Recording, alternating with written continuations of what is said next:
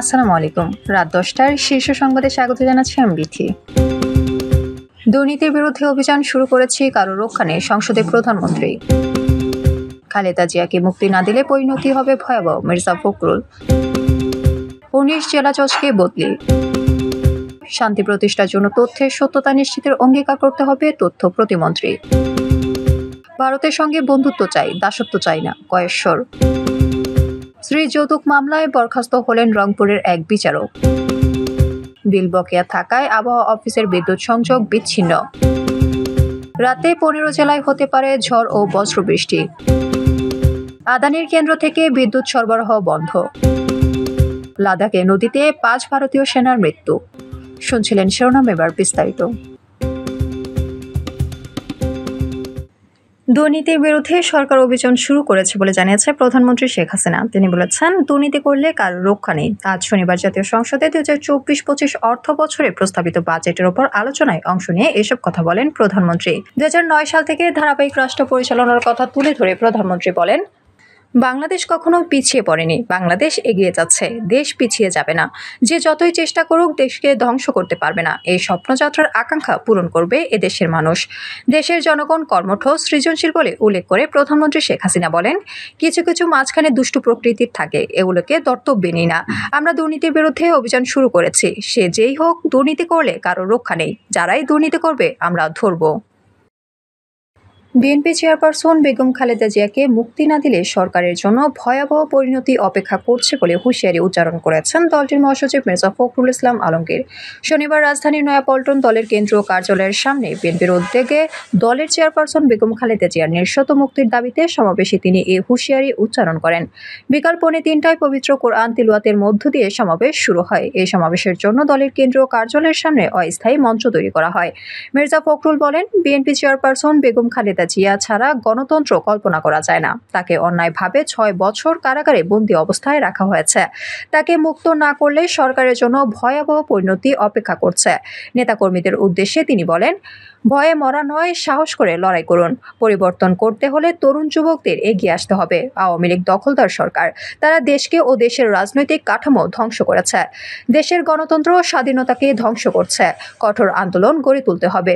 ফখরুল বলেন, আজকে খেটে খাওয়া শ্রমিকরা চাল, ডাল, তেল কিনতে হিমশিম খাচ্ছেন, কেউ চিকিৎসা পায় না। লুট করে বিদেশে টাকা পাচার করেছেন। সেনাবাহিনীর সাবেক প্রধান লুটের সঙ্গে জড়িত।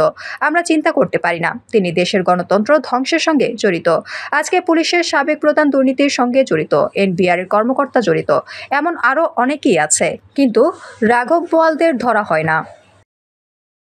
রাষ্ট্রপতির আদেশক্রমে সুপ্রিম কোর্টের সঙ্গে পরামর্শ করে ১৯ জেলা জজকে বদলি করেছে আইন মন্ত্রণালয়। বৃহস্পতিবার এই সংক্রান্ত প্রজ্ঞাপন জারি করেছে আইন মন্ত্রণালয়ের আইন ও বিচার বিভাগ।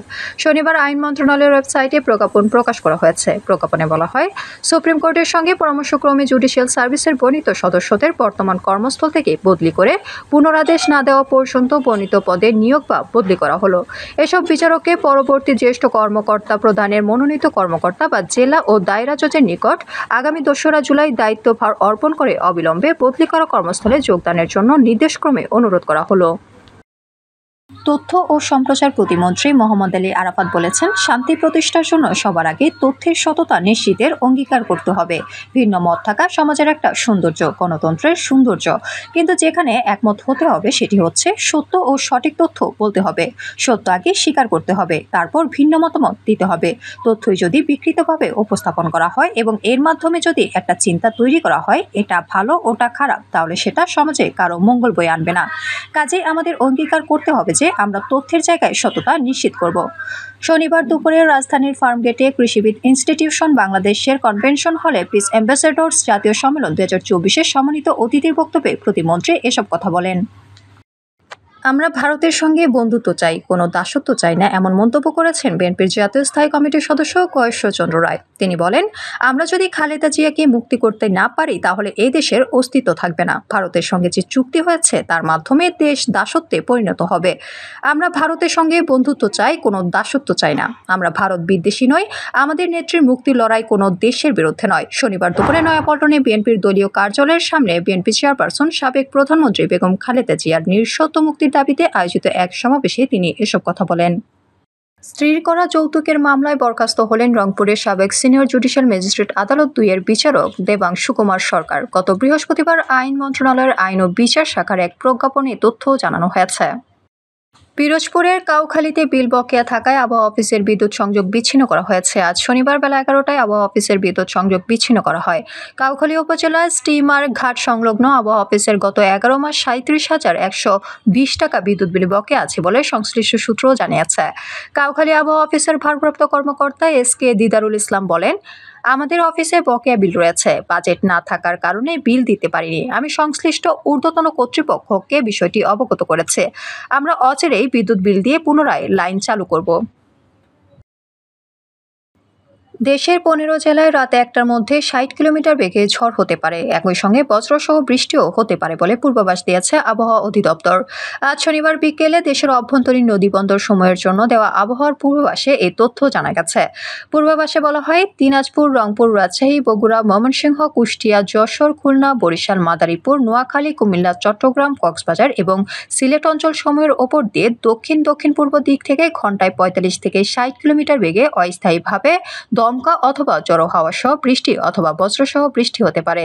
এসব এলাকার নদীবন্দর সমূহকে 1 নম্বর সতর্ক সংকেত দেখাতে বলা হয়েছে। ভারতের ঝাড়খণ্ডের গোড্ডায় নির্মিত আদানি গ্রুপের কয়লা ভিত্তিক বিদ্যুৎ কেন্দ্র থেকে বিদ্যুৎ সরবরাহ পুরোপুরি বন্ধ হয়ে গেছে। এই বিদ্যুৎ কেন্দ্র থেকে বাংলাদেশে বিদ্যুৎ প্রবেশ করে চাঁপাইগঞ্জের রহনপুর হয়ে। হঠাৎ এটি বন্ধ হয়ে যাওয়ায় দেশে বিদ্যুৎ সরবরাহে বড় ঘাটতি তৈরি হয়েছে।